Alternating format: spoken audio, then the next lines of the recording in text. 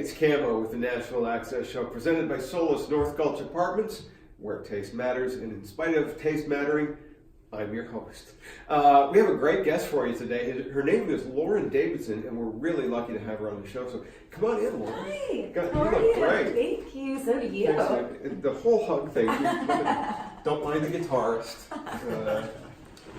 Somebody left him here overnight. We had to clean up the ashtray and empty out all the bottles, and we'll leave the guitarist sitting there. He might come in handy. So, Lauren, tell us about how you got to where you are now. Yeah, so I've been in a musical family pretty much my whole life. My dad was a singer-songwriter when he was younger. He used to play guitar and piano. And then he got a real job. He wanted to have a family. But music was always a hobby, so growing up we would like sing songs to bed instead of read bedtime stories. And I kind of bit the theater bug at a young age. Yeah. Did that whole thing, went to college for musical theater, and when I moved to New York City a few years ago, started singing with bands and just fell in love with music again in a very different way. Started writing songs, started putting out songs, started playing with the band, and then started coming down to Nashville about like 4 or 5 years ago as often as possible and kind of play. So you're still kind of between New York and Nashville? New York is my home base, and I come to Nashville like a few times a year. How do the two cities kind of work together or against each other? Yeah, I think the two cities are so different, honestly. But with country music growing and having a radio station in New York City for country music, it's bringing artists from here specifically to New York because it is a hub. A big hub, on Spotify and iTunes and all like the big, companies have offices there even though they're here as well. So it's kind of like a liaison in that way that the genre grows there, more people from Nashville come up to New York. We, in the UK, my UK host Zoe interviewed Jessica Lynn. Oh yeah. And Jessica was saying, she's from New York, so she's not writing songs about pickup trucks and bonfires because it would seem disingenuous because that's not what you do in New York. Absolutely. Like for me, honestly, I started singing country music, mostly like covers and just covering my idols. And everyone's like, you're so good at this, you need to be a country artist. Yeah. I was like, doesn't feel authentic to me for that reason. Yeah. There is a very big like misconception that is all that country music is about. But it's not. It's about telling a story, which especially like growing up doing theater, like I've always loved storytelling. I've always loved songs that told stories, and that singer-songwriter storytelling genre of my idols like Stevie Nicks and Fleetwood Mac and Carole King, like that doesn't exist anymore. Yeah, it is country music. Yeah, if you look at, the sound that Stevie Nicks had, and guys like Jon Stewart, and all those guys, if you take it then and release it now, it's country. It's country. Yeah. It falls under that umbrella. Yeah. So that's kind of what kind of brought me into it more. And also, like, obviously it is a genre that, is much more difficult for women than, say, like pop music. But all the women that I, idolized growing up were country artists too, like Martina McBride and Faith Hill. They were that country pop crossover. And it is an influence from a young age too. But those people were making it when women were getting actual airplay. Oh yeah, absolutely. So it's much more difficult now. But is radio as important now for independent artists as it once was? No, definitely not. I think radio can really like break someone's career as far as like helping them boost to that next level. I know like radio is very important if you are a major label artist. But for independent artists like who don't have the budget for those things, Spotify and doing things like this where we all have like podcasts and video interviews and those things, like you can connect with, or even just through social media, you can connect with people all over the world. Where by yourself. Yeah, yeah. Whereas if you were relying on radio, that would be connecting in those markets. Absolutely. Do you see it as, is it a challenge for you as a woman then? Because you're not going after the radio end of things as a first and foremost thing to do. Does that challenge still exist then? I mean, I would say that I can't personally think of too many scenarios where I have personally felt that challenge, except for maybe like trying to book a show. I wouldn't get something, and not based on talent, but because they would want a male artist instead of a female artist. But I am not fighting for those radio slots at this point in my career yet, so I don't feel those challenges as much as maybe some other women in the industry do. But as a whole, women are the underdogs, and you know, I feel like it's so important to band together and help lift each other up and create that awareness so that, you know, we can break through in that way. I think from my point of view, as a consumer of music, and a lot of music, today women have more to say that guys aren't. Guys are, you know, unless you get into the really serious Americana guys, right? The guys that are dominating the country market are not very much on lyrical content. I mean, yeah, maybe as a whole, like compared to the women. I mean, I would say I do predominantly listen to women, even on the radio, like Maren Morris and Kelsey Ballerini. I've always been drawn to female voices, though. Yeah. Not just the stories. Obviously, as a female, I relate to the things that they're going through, but also just like vocally, I'm more drawn to female voices. That's the thing that's always frustrated me with radio, especially in recent years, is why wouldn't women want to hear female voices that are sharing their stories? Isn't that like a whole thing here right now, where it's like, do women want to hear women? Yeah. But I mean, I think there's this whole movement now kind of proving that we do. Yeah. It's funny, there was a great songwriting coach here in town, and he had told a friend of mine that's writing a song, if you've got a relationship, the guy's on his own, make sure the guy is, or the woman is dead. Oh. Because, and this is the logic that was looked at, if a woman has left a guy, he's a loser. But if she's died, women would be more attracted to the story because they feel sorry for him. That's so sad though, because isn't the whole point of like telling stories is also like putting a bit of yourself in it, so it feels authentic. At least that's what I try to do with my music. She died. Oh, that's so sad. Oh man. No, I mean, I try to put myself in my songs so that it feels authentic to me. Yeah. Kind of like you mentioned before, not just with like the dirt roads and the pickup trucks, but also just hopefully like some kind of relationship experience that I relate to. Yeah. I mean, are you having fun? Yeah, of course. Do you think it'll ever not be fun? The business side takes over too much? I mean, honestly, even on really hard days, I thrive on the business side because, you know, you're putting, it's still yourself. You can multitask. No, but you know, you're pursuing, or I'm pursuing something that I love so much. Yeah. So even doing part of the business things that aren't as much fun, or the days where it's really hard, it's still following a passion.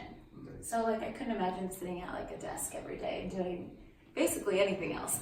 Nice. You want to share your passion with us right now? Yeah.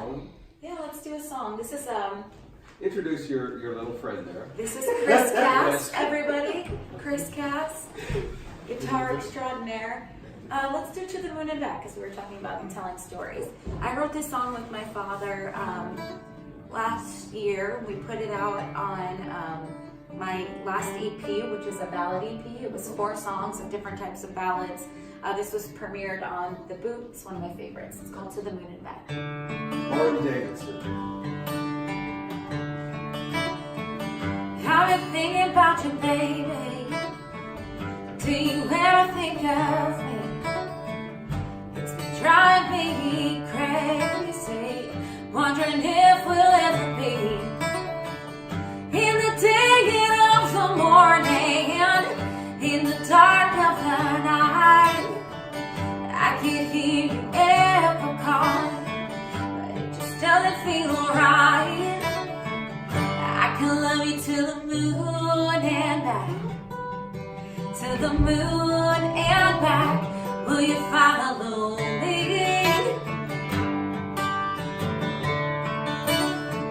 I can love you to the moon and back, to the moon and back. Come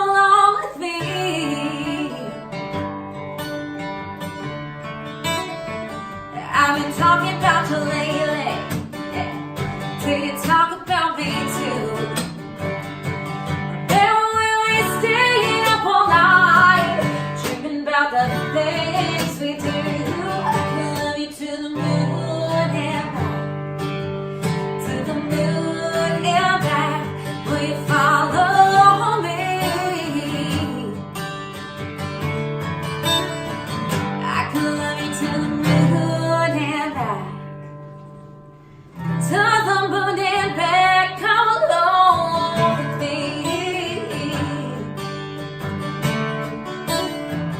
When you said goodbye, you took a piece of me with you. You know it's true, and I can't remember why. You broke my heart in two. Is that what you meant to do? 'Cause I could love you, I could love you, I could love you to the moon and back, to the moon and back. Will you follow me? I could love you to the moon and back, to the moon and back. Come along with me. I can love you to the moon and back, to the moon and back. Come along with me.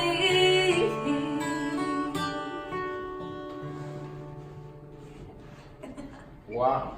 Thank you. Lauren Davidson on the Nashville Access Show. Nice job on the guitar. Good, Chris Gas. I could totally hear some Stevie there. Thank Just, you. Not the song so much, but your vocals. Yeah, thank There's you. that little vibrato there. I That's, think I would have this like little cry in my voice. I actually like listened to like old recordings before I was like pursuing country music, and I always had that people kind of mistake or kind of think it's like this twang too. Yeah. So it just kind of always translated over to this world without having to put on anything. Like I'm still just me, which is awesome. yeah, and that authenticity has to come through in everything. I hope it does. There are so many artists that will record songs because they're great songs, but are they great songs for them? Do people buy into that? Absolutely. I mean, there's 100 songs that are out, you know, all different artists and styles and genres that I'm like, some of them are like, oh, I wish I wrote that one. And some of them I just like love this and I love jamming out to it. But if it was pitched to me to record, I maybe still wouldn't want to record it because it wouldn't feel real for me. Yeah. Does that realness, today's grammar is brought to you by Realness. Does that realness extend to other parts of your life as well? I hope so.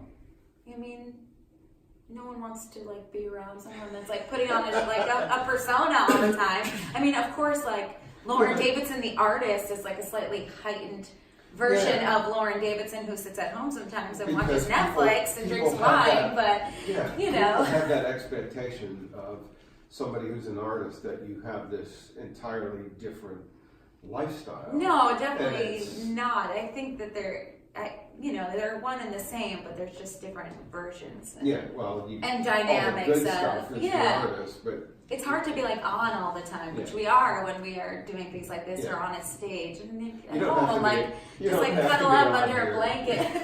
No, have to. No, here nobody's really on. You are. No, this is just pretend. I love that. So what do you like to do just when you're not Lauren Davidson? Yeah, I mean, it's so funny. I really don't have a ton of hobbies because music was always a hobby, and I'm so fortunate that my hobby has become my work.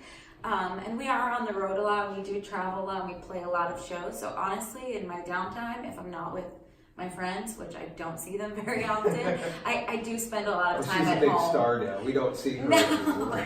I'm just busy. They're like, Lauren, do you want to come to this? You're probably busy. And I'm like, 99% of the time, you know. But I do try to like maintain those relationships, of course, for your sanity and your soul. But I do spend a lot of time at home. I like to cook. which I don't get to do very often on the road. So if I'm home, I kind of like to binge watch TV and maybe like drink a little wine and do some cooking and kind of just chill out. Yeah, the road can be hell on diets. Oh my God. Coming here too. Oh my God, it's crazy. Oh yeah, you get here and everything, all the stuff is so big. Because I moved here from the UK. Yeah. And it's like, who needs this much? Right. And who needs this much grease and starch? Right. There you go. No, it's so true. Yeah, it is very difficult to eat healthy. So I do like to cook at home. I also enjoy like the therapeutic aspect of like preparing a meal and then just like being in the zone to do it. I love binge watching bad TV, like teenage drama TV. It's like my vice. I love it. Wow. Yeah. What's your favorite thing to cook? I cook a lot of Mexican food at home. Yeah. Nothing super fancy. I'm not like a fancy chef or anything. I just. See, I don't like cooking. I do it because I have to. Yeah. And it's usually peanut butter with something. With bread. So I've discovered incredible things you can put with peanut butter. Maple syrup. Okay. That's the Canadian in me. Yes. Habanero sauce. Seriously. Throw up. No, trust me on it. I'll tell you what, you get hot dogs, peanut butter, and sriracha and bacon. I'm telling you. I will take your word for it. Everybody laughs at the peanut butter on hamburgers and hot dogs, but it works. Trust me. We'll make Christian try it. You gotta first. try it. It's a taste sensation you will never forget and you will embrace. There you go. There you go. So you want to do another song for us? Yeah, I actually have a new single coming out at the end of this month on September 27th. You can pre-order it and pre-save it now, and it's called Soaking Up Every Second. I wrote it here in Nashville about just enjoying life as it comes at you in the moment. It's so easy to wish time away and like look forward to winter or summer or for the end of this month to happen or for this birthday, and you know it's really important to enjoy the now. Yeah. I wish summer would end. I want pumpkin spice stuff. Right? And then it's like, oh, it's too cold. I mean, I'm not loving this Nashville heat right now, but we're gonna soak it in while we can. That's right. Yeah, that's it.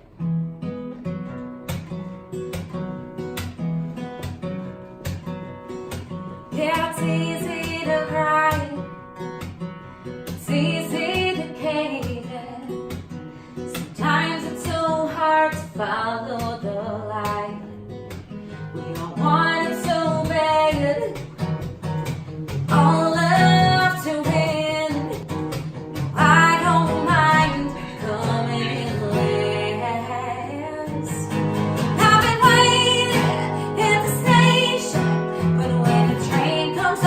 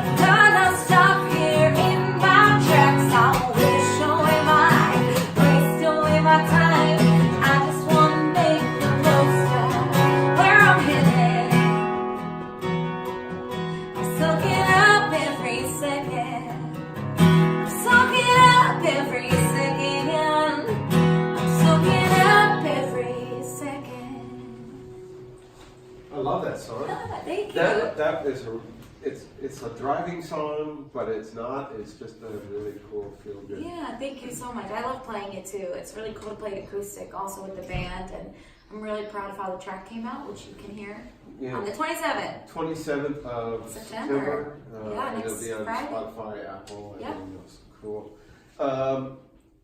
Do you, when you write and perform, are you sending kind of a message to people? I think some songs are definitely messages to people. Some songs kind of feel like they're messages to myself. Experiences that I went through and kind of reminders. But I hope that when people listen to my music, they can take something from it that they relate to as well. Whether it's a message or just like, oh, I sympathize with that and I feel that too. Do you ever listen to your own songs a little while later and think, I need to pay more attention to myself? Sometimes. Yeah. Yeah. Definitely sometimes. It's hard not to. Yeah. Go back and listen to the ones I need to get that headspace again. Yeah, definitely, for sure. All right. It's come to the bizarre time of the show where you get to reach into Nana's cookie jar there. All right. This is asked and answered. Our viewers, you, have sent us questions, and so you get to be me for a little bit. What is your earliest recollection of music having a significant impact on the person you have become? From Sue in Ottawa, California. Canada. Canada. Same thing. It's morning. Sorry, everybody. I can read, I promise. I feel like at a very young age, I realized the importance of music. Like I said earlier, music was always around the house through my father. We've always had music on, more so than television. And music kind of was a bonding moment. It was kind of a way to bring my family together. And I think that just always stuck with me. So I think I always realized that music was really significant because it was significant to me my entire life. I hope that answers that. I'm going to ask you a follow-up question. Sure. What was the first song you heard that made you realize that a song could take you almost physically someplace? I mean, I don't think I could pinpoint like the first song that I heard, but there are a bunch of songs that like have stayed with me now that I know like my father used to play for me at a young age, and I don't remember ever, which I think is actually cool, but like I can't remember the first time I heard it. I can remember the last time I heard it, but I think it's crazy that like I can't remember the first time I heard this song, but like you'll be out shopping and it'll come on and you're like, oh my god, I love this song from such a young age. One of them is Wild World is a song he always used to play. Yep. Another one is Helplessly Hoping, Crosby, Stills, Nash Young. Yeah, those two specifically, like I don't remember the first time I heard them. They've just always been songs that I've loved. For me, Saturday in the Park by Chicago. Oh, I love that song too. Came out in '72, so I was 11 years old. And it's the first time I realized that the song could paint such a picture that I felt like I was in that park because I could see the man selling ice cream. I hear you. And that's incredible. Had a real impact on me. I don't think I've ever had a moment like that because I think music has always been so special to me. So we didn't have like that shift. It just always has been that way. Cool. Yeah. Okay, so to wrap up the show, final question. All right. Lauren Davidson is going on her first headlining stadium tour of the U.S. Who opens for her? Oh my god. Honestly, I'm not gonna say a specific person because I can't think of one, but I want whoever opens. No, I think that no. I've always been one to like really try to find the community in music, and I hope whoever opens for me is someone that I've been friends with for a very long time. That's cool. Yeah, not someone who's just like charting on the radio or will sell tickets. I hope it's someone that I have a personal relationship with. I'm just teasing about the cop. See, that's only because you heard my answer. I'm going to stand by it too. All right. Lauren Davidson, her new single is Soaking Up Every Second, available on the 27th of September. Make sure you go stream it like 2 million times. Yeah, so she can go and buy a coffee. I was going to say. Or you could just go and buy it so she can afford a meal. There we go. Thank you, please. Thank you for being on the Thank show. you so much for having us. This was so fun. It's a pleasure having you. And please, when you're down here again from the Big Smoke, come and see us. Absolutely. Love to have you back. Thank you. I'd love to be here. Thanks for watching the Nashville Access Show. Big round of applause at home for Lauren Davidson. Thank you. Pretend you can hear it. And we'll see you next time on the show. Don't forget to catch me every Sunday at midday on Chris Country Radio all across the UK at midday following the Bobby Bones Show. And on 88.9 Tamworth FM with Jody Crosby and John Wolfe, Tamworth, Australia, every Thursday morning at about 9:30. Someday I'm going to remember how to say that without making a mistake. See you next time. Woo! Oh, my